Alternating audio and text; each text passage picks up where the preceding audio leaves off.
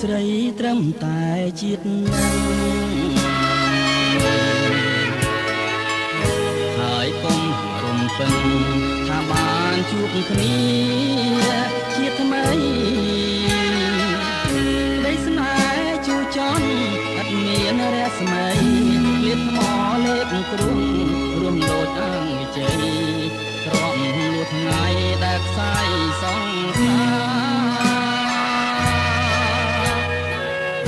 ជាតិនាងជួបស្រីជាតិក្រោយបងអង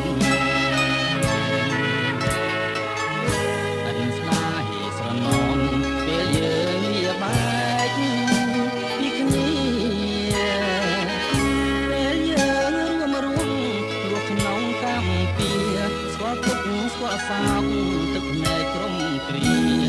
ស៊ូកំព្រាជាជាងមាន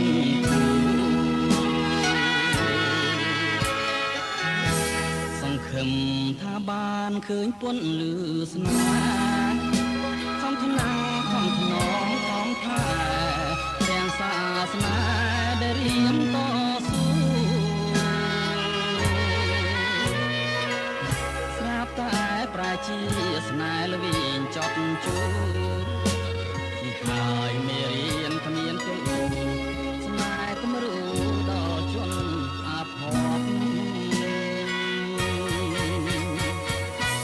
បើស្លាប់ល្អជាងទ្រាំរស់ក្នុងទុក្ខ